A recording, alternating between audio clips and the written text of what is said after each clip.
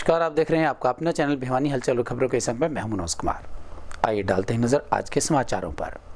बारिश के मौसम में लोगों के स्वास्थ्य का ध्यान रखते हुए स्वास्थ्य विभाग हरियाणा ने एक विशेष अभियान चलाया है। इस अभियान के तहत जुलाई माह को डेंगू व मलेरिया रोधी माह के रूप में मनाया जा रहा है, जिसके अंतर्गत भिवानी के सेक्टर 13 व 23 में न केवल लोगों को जागरूक किया गया बल्कि खड़े पानी पर दवाई और काले तेल का छिड़काव भी किया गया। इस अभियान की अगुवाई कर रहे भिवानी के सिविल सर्जन डॉक्टर रघुवीर सांडेले ने बताया कि जिला भिवानी जुलाई महीने को डेंगू रोधी महीना मना रहा है। इसके तहत एंटी लार्वा एक्टिविटी भिवानी के शहरी क्षेत्रों में भी की जा रही है ताकि डेंगू मलेरिया फैलाने वाले मच्छर ना पनप सके, जिसमें स्वास्थ्य विभाग की टीमें घर घर जाकर बुखार के मरीजों की जांच कर रहे हैं। इसके साथ साथ घर के अंदर कूलर, टंकी, होदी, फ्रीज, गमले, छतों पर पड़ा कबाड़ को चेक कर रहे हैं। विभाग द्वारा खड़े पानी के स्रोत में टाइमीफोस दवा का छिड़काव किया जा रहा है ताकि मलेरिया, डेंगू, चिकनगुनिया आदि रोगों को फैलाने वाले मच्छरों की रोकथाम की जा सके। उन्होंने बताया कि स्वास्थ्य विभाग का यह अभियान अक्टूबर माह तक चलता रहेगा। इसी के तहत आज शनिवार को भिवानी शहर में विशेष अभियान चलाया गया। सिविल सर्जन डॉक्टर रघुवीर सांडेले ने बताया कि जिला भिवानी की सभी प्राइवेट लेबोरेटरी व निजी अस्पताल संचालकों को 600 रुपये से ज़्यादा न लेने के आदेश जारी किए हैं तथा नियमित तौर पर प्रतिदिन मलेरिया, डेंगू, चिकनगुनिया आदि रोगों के पॉजिटिव मरीजों की सूचना सिविल सर्जन कार्यालय भिवानी को भेजने के बारे में निर्देश जारी किए हैं। वहीं आम जनता से अपील की जाती है कि घर के अंदर कूलर, टंकी, होदी, फ्रिज, गमले, छतों पर पड़े कबाड़ आदि को नियमित तौर पर साफ सफाई करते रहें।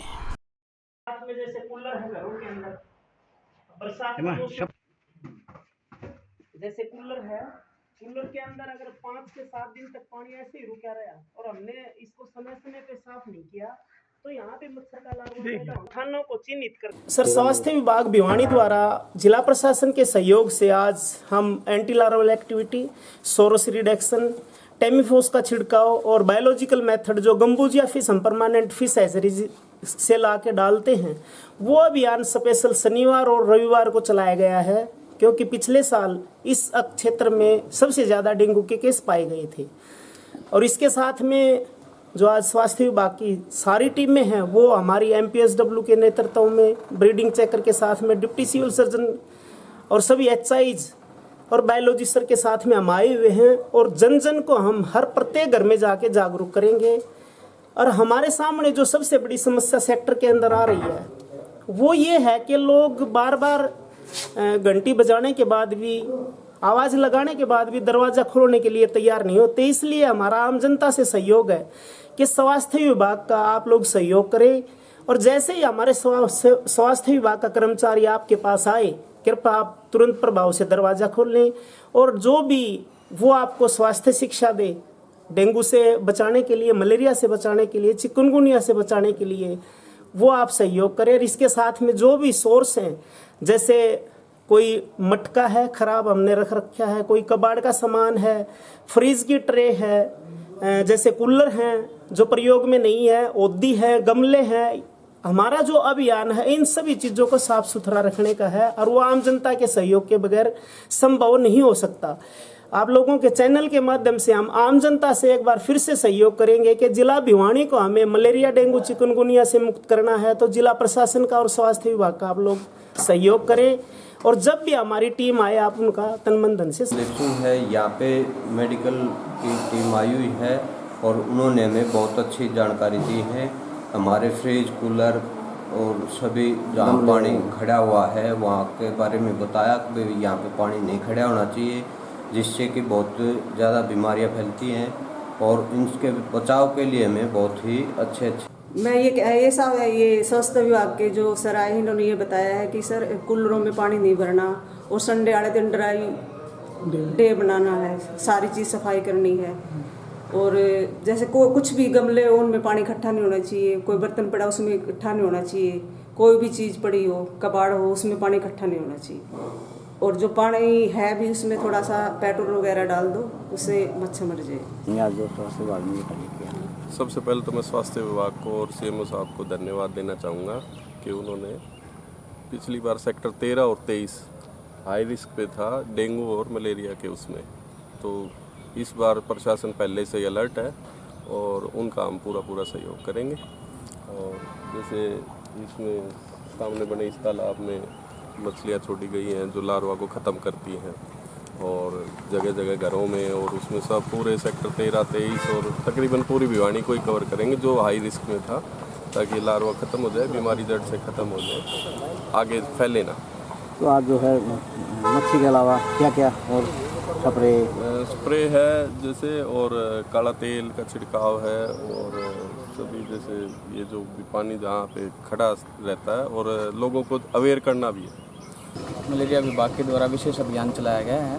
इसके अंदर हम खड़े पानी के अंदर टाइमीफॉस का स्प्रे करेंगे। उसके बाद जो परमानेंट ब्रीडिंग प्लेस है जहाँ पानी 2 महीने से ज़्यादा खड़ा होता है, वहाँ पर गम्बूजिया फिश डाली जाएगी और काला तेल भी डाला जाएगा। तो टाइमीफॉस 2.5 ml हम 10 लीटर पानी में मिलाकर टंकी में भरकर उसका स्प्रे कराएंगे, और काले तेल को भी हम बोतल के माध्यम से या किसी डंडे में कपड़ा बांध के उसके माध्यम से। स्थानीय कृष्णा कॉलोनी में एक घर के सामने खड़ी गाड़ी में आग लगने का मामला सामने आया है, जिसमें एक अन्य गाड़ी व एक बाइक भी आग की चपेट में आ गई। सूचना मिलने पर फायर ब्रिगेड की गाड़ी ने मौके पर पहुंचकर आग पर काबू पाया। वहीं इस हादसे में एक व्यक्ति भी आग की चपेट में आ गया था। पुलिस आग लगने के कारणों की जांच कर रही है। कृष्णा कॉलोनी स्थित एक मकान के सामने खड़ी गाड़ी में अचानक आग लग गई। सूचना पाकर तुरंत पुलिस मौके पर पहुंची और अपनी कार्रवाई आरंभ की। वहीं दमकल विभाग की गाड़ी ने भी मौके पर पहुंचकर आग पर काबू पाया। बताया जाता है कि हादसा शादी समारोह में ले जा रहे घरेलू गैस सिलेंडर के फटने के कारण हुआ। वहीं पास में खड़ी एक और गाड़ी व बाइक भी आग की चपेट में आ गई। अचानक हुए हादसे में दोनों गाड़ी बुरी तरह से क्षतिग्रस्त हो गई। साथ ही एक व्यक्ति भी आग की चपेट में आ गया।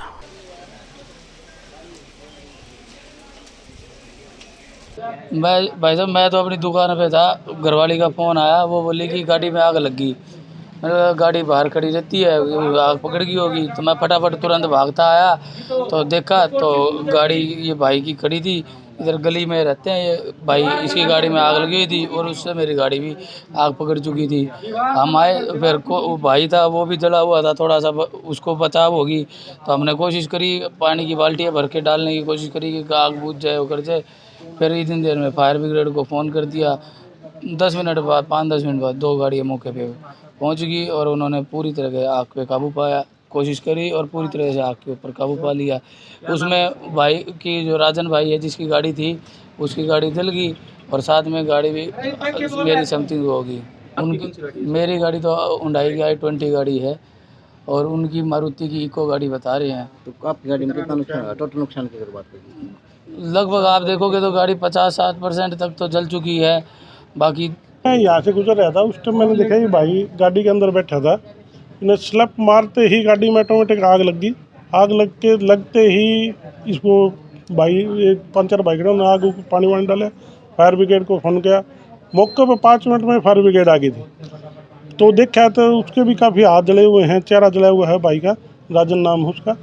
तो पता नहीं किस कारण कैसे आग पकड़ी, तो हमने देखा मौका पे तो उसको निकाला। फायर ब्रिगेड बड़ा टाइम पे आगे नहीं आती, तो इसमें घरेलू सिलेंडर रखे थे उसके घर के लिए, उसमें भी आग लगती थी। उसका एक तो सिलेंडर फटा भी है। अगर मौके में नहीं आती तो यार काफ़ी जान मान का नुकसान हो सकता था। चलो इसका नुकसान तो भुगता जाएगा, जान मान का किसी को नुकसान नहीं हुआ। गाड़ी एक तो टोटल ख़त्म हो गई है। मेहता जी गाड़ी है, इसमें करीब 30 से 40% नुकसान हो गया है। जी आपका नाम? मेरा नाम सुनील फायर ऑपरेटर है जी। मैं फायर ऑपरेटर के पद पे काम करता हूँ। तो क्या सूचना मिली थी, क्या कर रहे हैं? हमें सूचना मिली थी कि कृष्णा कॉलोनी फाटक के पास इको गाड़ी में आग लगी हुई है। हमने तुरंत मौके पर जाके आग पे काबू पाने की कोशिश की। उससे पहले एक सिलेंडर जो है ना फट चुका था और 2 सिलेंडरों में आग लगी हुई थी। यदि वो दोनों सिलेंडर और फट जाते तो भिवानी को एक मोटा नुकसान हो सकता था और इको गाड़ी जो है ना जल के पूरी तरह से राख हो गई। Haryana urban development authority HUDA ने पर्यावरण संरक्षण को लेकर एक विशेष अभियान चलाया है। इस कड़ी में शनिवार को भिवानी के 4 सार्वजनिक पार्कों का निरीक्षण किया गया।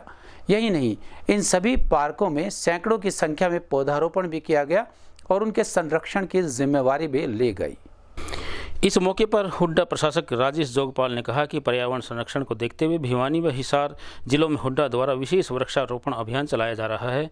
बरसात के मौसम को देखते हुए यह विशेष मुहिम चलाई गई है। जो भी आम नागरिक सार्वजनिक स्थानों पर या अपने घरों में पौधारोपण करना चाहता है वह हरियाणा सरकार की वेबसाइट पर आवेदन करके निःशुल्क फूल, फलदार, छायादार पौधे ले सकता है। वहीं हुड्डा प्रशासक द्वारा पौधों की व्यवस्था भी की गई है। इस मौके पर हुड्डा प्रशासक ने कहा कि सीवरेज या अन्य मेंटेनेंस की हुड्डा से संबंधित शिकायतें रखते हैं वे व्हाट्सएप के माध्यम से हुड्डा को शिकायत कर सकते हैं, जिसके लिए व्हाट्सएप ग्रुप में तुरंत समाधान करने की व्यवस्था की गई है। हुड्डा के क्षेत्र में पड़ने वाले खराब सड़कों के मुद्दे पर उन्होंने कहा कि इसके लिए राज्य सरकार से सड़कों को रीकारपोरेटिंग का खर्च आ चुका है। बरसात का सीजन खत्म होने के बाद हुड्डा के सभी खराब रोड रीकारपेटिंग शुरू कर दी जाएगी है। उन्होंने कहा कि हुड्डा अपनी वित्तीय स्थिति को बेहतर बनाने के लिए प्रॉपर्टी ऑप्शन की तरफ ध्यान दे रहा है ताकि हुड्डा की वित्तीय स्थिति बेहतर हो सके। कैसे मानसून भी एक तरह से आने वाला है, मानसून लगभग आ चुका है और ज़मीन में अच्छी नमी है, तो भिवानी के जो चारों पार्क हुड्डा मेंटेन करता है उसमें आज ये कदम के वृक्ष लगाए जा रहे हैं। कदम का वृक्ष एक बहुत ही होली वृक्ष माना जाता है जो काफ़ी विशाल होता है और आज यहाँ पे चौधरी सुरेंद्र सिंह मेमोरियल पार्क में लगाया है। इसके बाद जो बाकी 2 पार्क हैं वहाँ भी इनको, बाकी 3 पार्क हैं वहाँ भी इनको लगाएंगे और साथ में हिसार में भी जो पार्क है चौधरी देवीलाल पार्क है वहाँ भी इसका एक कार्यक्रम रखा है। तो जितने पार्क हमारे हिसार और भिवानी में हैं सभी में आज वृक्षारोपण किया जा रहा है। सर भिवानी में भी सेक्टर है और जगह भी सेक्टर, क्या सेक्टरों में भी इस तरह के पेड़ पौधे लगवाए जाएंगे ताकि वहाँ पर भी जो है ग्रीनरी हो सके? हरियाणा सरकार की जितनी नर्सरी है वहाँ पे पौधे निःशुल्क उपलब्ध हैं। एक वेबसाइट क्रिएट की गई है, कोई भी आके उस वेबसाइट पर जाके डिमांड क्रिएट कर सकता है और पौधे कलेक्ट कर सकता है। अगर फिर भी किसी को दिक्कत होगी तो हमारे जो स्टेट ऑफिस है वहाँ पे आके उनसे संपर्क कर सकता है और पौधे दिलाने में उनकी पूरी मदद करेंगे। सर और जिस प्रकार से हुड्डा का जो ओवरऑल अभी हमारा जो फोकस है, हुड्डा काफ़ी कर्ज में और हमारा फोकस है कि जो हमारी प्रॉपर्टीज़ हैं उनको हम ऑप्शन करें ताकि जो हमारे ऊपर कर्ज है उसको हम चुका पाएँ और साथ साथ जो विकास बहुत ही ज़रूरी है उसको हम टेकअप कर रहे हैं क्योंकि हमारी वित्तीय स्थिति बहुत अच्छी नहीं है। इससे जिस तरह से हम पहले करते थे उस तरह से नहीं कर पा रहे हैं, लेकिन धीरे धीरे आने वाले 5-6 महीने या साल बाद उसी तरह से हम कर पाएंगे। सर लोगों की हमेशा शिकायत के दिशा निर्देश आज आप दे के जाएंगे ताकि वहाँ या व्यवस्थाएं ठीक हो? शिकायतें 2 तरह की होती हैं। एक शिकायत जो मेंटेनेंस की होती है, जो कि जब भी कोई चीज़ का हम यूज़ करते हैं तो यूज़ के दौरान किसी कारण उसका मिसयूज हो जाता है और मान लो सीवर चौक हो जाता है, तो जब भी वो मेंटेनेंस शिकायत है वो हमारी मेंटेनेंस शिकायत में हमारा व्हाट्सएप ग्रुप बना हुआ है जिसमें RWA के मेंबर्स हैं, हमारे अधिकारी हैं और जैसे वो उसमें कंप्लेंट करते हैं वो तुरंत उसको बिना किसी विलम्ब के उसको अटेंड किया जाता है। दूसरी तरह की शिकायत है जो एडिशनल इंफ्रास्ट्रक्चर क्रिएट करना है, उसमें थोड़ा बहुत विलम्ब है, उसमें हमने फ़ंड्स की डिमांड की गई है हेडक्वार्टर से। जैसे उसमें फ़ंड्स आएंगे वो पूरी कर दी जाएंगी और रोड्स के बारे में मानसून के बाद, क्योंकि बारिश में सड़कें ख़राब होती हैं, मानसून के बाद रीकारपेटिंग जहाँ जहाँ आवश्यकता है वहाँ पे कर दी जाएगी। उसके लिए बजट सैंक्शन हो चुका है। ग्लोबल वार्मिंग को देखते हुए हमें बड़े स्तर पर पौधे लगाने की आवश्यकता है ताकि वातावरण का संतुलन बना रहे। यह कहना था सिटी SHO नरेंद्र कुमार का। स्थानीय सेठ मूलचंद जोहड़ क्षेत्र में पौधारोपण अभियान की शुरुआत करते हुए पर्यावरण के महत्व पर उन्होंने प्रकाश डाला और अधिक से अधिक पेड़ लगाने की अपील लोगों से की। पर्यावरण संरक्षण को लेकर भिवानी के सेठ मूलचंद जोहड़ पर पर्यावरण प्रेमियों द्वारा पौधारोपण अभियान चलाया गया तथा पर्यावरण के महत्व पर चर्चा की गई। इस दौरान सिटी SHO नरेंद्र ने कहा कि ग्लोबल वार्मिंग को देखकर बड़े स्तर पर करोड़ों पौधे लगाए जाने की आवश्यकता है। इन्हें न केवल बल्कि संरक्षण पर भी आम नागरिकों को ध्यान देने की आवश्यकता है। वहीं उन्होंने कहा कि आज के युग में पौधारोपण करना अत्यंत आवश्यक हो गया है। पौधे नहीं होने के कारण ऑक्सीजन के अभाव का परिणाम कोरोना काल में पूरे देश ने देख लिया है और भुगत भी लिया है। अतः हमें ज़्यादा से ज़्यादा मात्रा में पौधे लगाकर पर्यावरण संरक्षण का संदेश देना चाहिए। ये सेठ मूलचंद जी की जो जगह है, ये यहाँ पे आज हम लोग इकट्ठा हुए थे। जो यहाँ के मौजूद व्यक्ति हैं, आपने देखा है, जो पर्यावरण प्रेमी हैं वो सब इकट्ठे हुए थे और इनकी तरफ से मुझे मैसेज आया था जो मैंने बड़े हृदय से उसको स्वीकार किया और आज हम लोगों ने सब ने मिल के पौधारोपण की आज ये प्रक्रिया की है। और मैं आपके जरिए सबको यही संदेश देना चाहता हूँ भी हमें सबको पौधे लगाने चाहिए जो कि हमारे एनवायरनमेंट के लिए और सबसे ज़्यादा हमारे लिए बहुत उपयोगी हैं, हमारे स्वास्थ्य के लिए, हमारे जीवन के लिए। जब देश पर कोई विपदा आती है तो संत महात्मा देश में सुख, शांति और समृद्धि के लिए हवन, यज्ञ और तपस्या करते हैं। इसी कड़ी में सिद्धपीठ बाबा जहरगिरी आश्रम के महंत डॉक्टर अशोक गिरी महाराज के शिष्य भग्गू गिरी महाराज ने स्थानीय डोबी तालाब के पास गीता भवन में 41 दिन की खड़ी तपस्या शुरू कर दी है। यहाँ प्रतिदिन शाम को हनुमान चालीसा का पाठ और कीर्तन भी किया जाता है।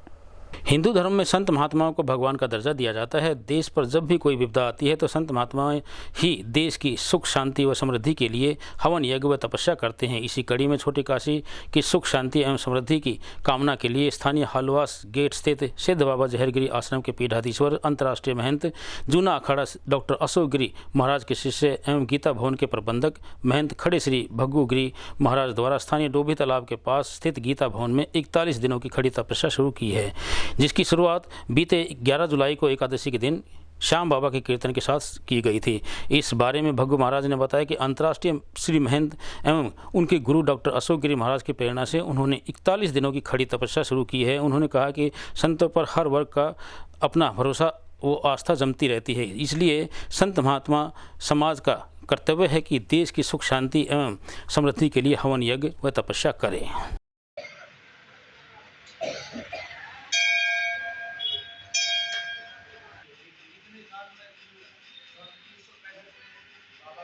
जिले के गांव धीराना कला में जलघर की डिग्गी में हाथ पांव धोते समय पांव फिसलने से एक व्यक्ति की डूबने से मौत हो गई। मौके पर पुलिस ने पहुंचकर सीआरपीसी की धारा 174 के तहत मामला दर्ज कर अपनी कार्यवाही शुरू कर दी। मृतक के परिजनों ने परिवार के लिए आर्थिक मदद की मांग की। इस बारे में जांच अधिकारी ने बताया कि उन्हें सूचना मिली थी कि गांव की डिग्गी में एक व्यक्ति डूब गया, जिसकी सूचना पर पुलिस ने मौके पर पहुंचकर शव को अपने कब्जे में लिया और उससे व्यक्ति की पहचान विष्णु के रूप में की गई है। उसकी पत्नी के बयान के आधार पर पुलिस ने 174 सीआरपीसी की धारा के तहत मामला दर्ज कर अपनी आगामी कार्रवाई आरंभ कर दी है। परिजनों ने सरकार से मांग की है कि उसके परिवार के 3 बच्चे हैं, इससे उनके ऊपर दुखों का पहाड़ टूट पड़ा है। उन्होंने सरकार से मांग की है कि उसके परिवार की आर्थिक सहायता की जाए। ये मेरा चाचा लगता था जी, परिवार में मेरा चाचा है और ये मेहनत मजदूरी करता था और जब सवेरे मेहनत मजदूरी करके शाम को ये घर आता था तो शाम को आते वक्त ये डिग्गी में पानी की वजह उसमें हाथ पैर धोने लग गया, पैर फिसलने की वजह से ये उसमें डूब गया।